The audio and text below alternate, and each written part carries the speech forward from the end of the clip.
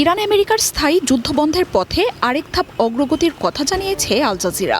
এই নিয়ে এক্সিওসে প্রকাশিত তথ্য হোয়াইট হাউস নিশ্চিত করেছে বলে জানায় কাতার ভিত্তিক গণমাধ্যমটি। এতে বলা হয়, আমেরিকা ইরান ৬০ দিনের যুদ্ধবিরতির প্রাথমিক সমঝোতায় পৌঁছেছে। এই সময়ের মধ্যে স্থায়ী যুদ্ধবন্ধের আলোচনা শুরু করবে তারা।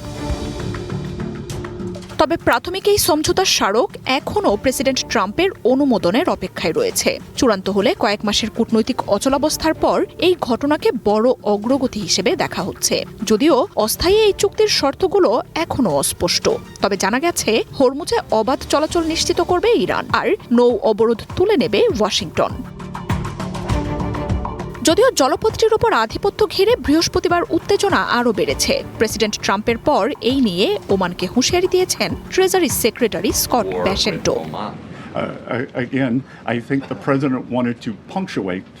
ওমানের রাষ্ট্রদূতের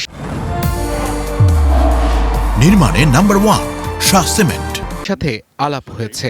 তারা নিশ্চিত করেছে হরমুজে শুল্ক আদায়ের কোনো পরিকল্পনা করছে না মাস্কট। ওমানের কোনো ব্যক্তি বা প্রতিষ্ঠানে আমেরিকার নিষেধাজ্ঞা চায় না তারা। ৬০ দিনের যুদ্ধবিরতিতে সম্মতির বিষয়ে বেসেন্ট জানান, সবকিছু প্রেসিডেন্টের ইচ্ছের ওপর নির্ভর করছে। এদিকে চুক্তি কাছাকাছি হলেও এখনও কিছু চূড়ান্ত হয়নি বলে জানিয়েছেন আমেরিকার ভাইস প্রেসিডেন্ট জেডি ভ্যান্স।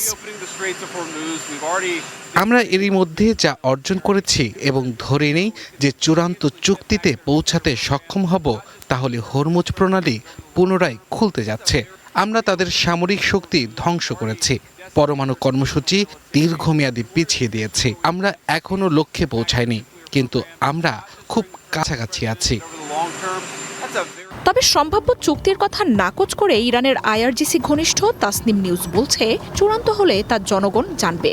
চুক্তিতে ইরান পরমাণু অস্ত্র তৈরি করবে না এমন শর্তের উল্লেখ থাকার গুঞ্জনের মধ্যেই বৃহস্পতিবার আবারও প্রেসিডেন্ট মাসুদ পেজেশকিয়ান জানিয়েছেন, তার দেশ পরমাণু অস্ত্র তৈরি করছে না। তবে অপমানজনক কোনো কূটনৈতিক তৎপরতায় তেহরান যাবে না বলেও হুঁশিয়ার করেন তিনি। এদিকে ইরানের সাম্প্রতিক হামলার পর ফক্স নিউজের সাক্ষাৎকারে প্রেসিডেন্ট ট্রাম্প দাবি করেছেন, তেহরানের বিরুদ্ধে সব দিক থেকেই এগিয়ে রয়েছে ওয়াশিংটন। মার্জিয়া উপমা, ওয়ান ইন্টারন্যাশনাল ডেস্ক।